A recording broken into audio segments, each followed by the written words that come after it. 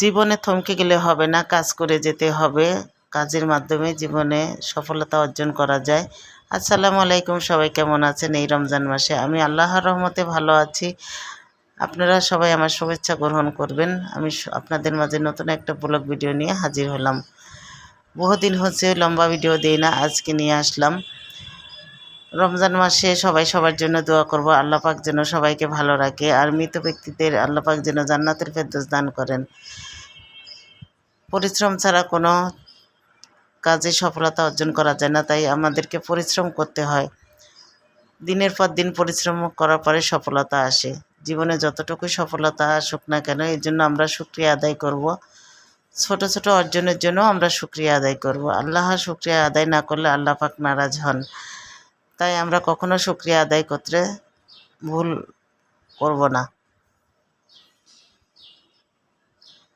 যারা আমার এই ভিডিওটি দেখছেন, কে কোথা থেকে দেখছেন একটু কমেন্ট করে জানাবেন।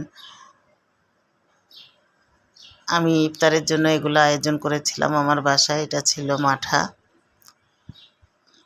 ইফতারিতে যদি এরকম এক গ্লাস মাঠা খাওয়া যায় তাহলে মনটা শান্ত হয়ে যায়। তাছাড়া ইফতারিতে ট্যাঙ্ক লেবু দিয়ে শরবত বানিয়েছিলাম, এটাও আমার কাছে খুবই ভালো লাগে, পানি শূন্যতা দূর হয়।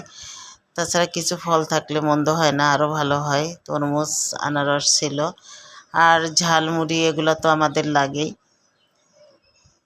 এগুলা ছাড়া আমাদের চলে না। এটা আসলে এক ধরনের এতই একটা ফেভারিট হয়ে গেছে, পছন্দর হয়ে গেছে, ঝালমুড়ি ছাড়া হয়ই না।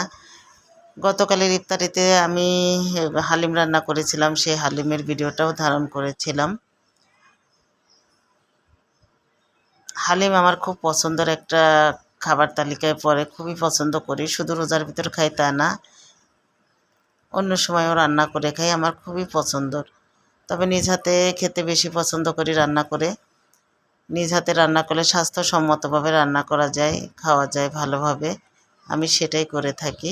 আপনারা কি করেন একটু কমেন্ট করে জানাবেন। ফাইনালি ইফতার রেডি হয়ে গিয়েছিল, সেগুলো একটু ভিডিও ধারণ করেছিলাম। ভিডিওটা আপনাদের মাঝে ছড়ায় ছিটিয়ে দেবো এবং শেয়ার করব বলে।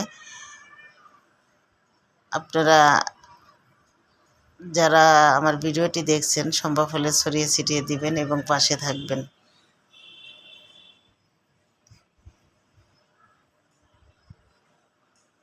আমি সব সময় সবার জন্য দোয়া করি, সবাই সফলতা কামনা করছি। সবাই ভালো থাকবেন, সুস্থ থাকবেন। আল্লাহ হাফেজ।